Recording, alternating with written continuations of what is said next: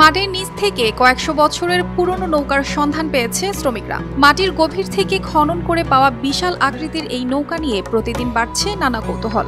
স্থানীয়রা দূর দূরান্ত থেকে নৌকাটি এক নজর দেখার জন্য করছে ভিড়। ট্রলার ধরনের পাওয়া গেছে 100-150 ফুট লম্বা এবং 25 ফুট আড়ি। সেই নৌকা আপনার হাজার হাজার মানুষের ঢল লেগেছে দেখার জন্য। যারা বড় বড় এখানে লোক আসতো মাল নিয়ে আপনার এবার গুদমে যেত বড় বড় পাট লোড করে নিয়ে আবার চলে যেত ইন্ডিয়া। এখানে শুনছি সেই সব বড় বড় নৌকা এখন এই যে পানি শুকায় তারপরে মানে এইগুলো দেখা যাচ্ছে আর কি। এখানে নৌকা 4টে দেখা যাচ্ছে আর কি আপাতত।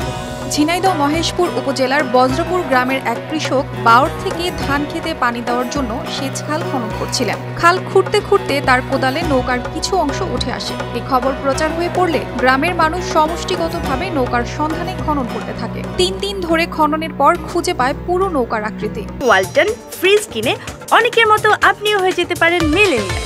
সেরা পণ্যের সেরা অফার। লম্বা এটি প্রায় 100 ফুট, চওড়া 20 ফুট।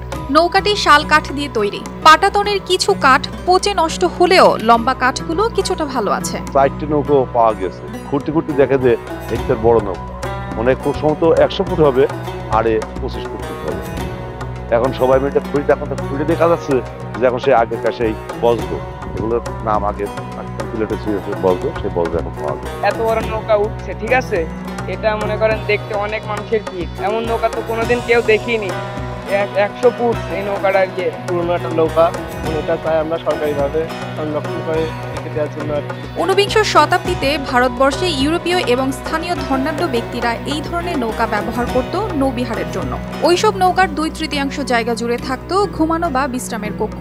ঘরবাড়ির মতো এসব কক্ষে থাকত জানালা। সাধারণভাবে যাত্রীর ধারণ ক্ষমতা থাকত 10 থেকে 12 জন।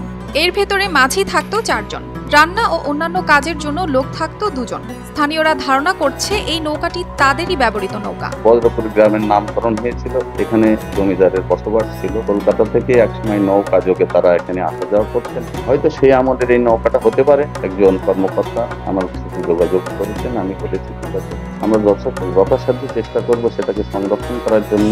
কপোতক্ষ নদের সংযোগস্থলে বজ্রপুর গ্রাম একটি প্রাচীন জনপদ। এখানকার বেশিরভাগ মানুষ জমিদার ও আধুনিক জীবনযাপনে অভ্যস্ত ছিল। ফলে এই নৌকাটি বজ্রপুর গ্রামের নামকরণ ও গ্রামের মানুষের জীবনযাপনের সাক্ষ্য বহন করে। News desk, RTV।